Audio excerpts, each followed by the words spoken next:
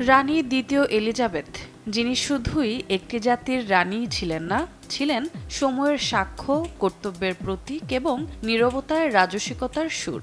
দীর্ঘ ৭০ বছরের রাজত্বে তিনি হয়ে উঠেছিলেন ইতিহাস, রাজনীতি, সংস্কৃতি ও মানবতার অনন্য সংমিশ্রণ। বিশ্বযুদ্ধ, অর্থনৈতিক সংকট, এমনকি নাতির রাজপরিবার ত্যাগের মতো সংবেদনশীল বিষয়গুলো সামলানো এই রানী ভয় পেতেন এক মামুলি বিষয়কে।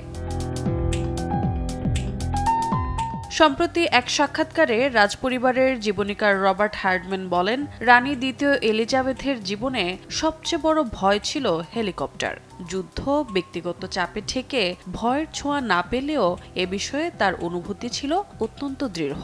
অথচ প্রয়াত রানীর নাতিসহ ব্রিটিশ পরিবারের সদস্যদের অন্যতম প্রধান এবং প্রিয় যানই হল হেলিকপ্টার।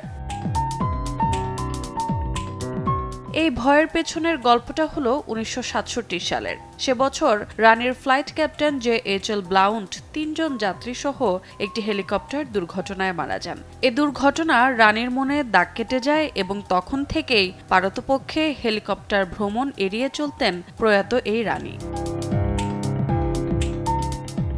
রোজা চৌধুরী, সময় সংবাদ।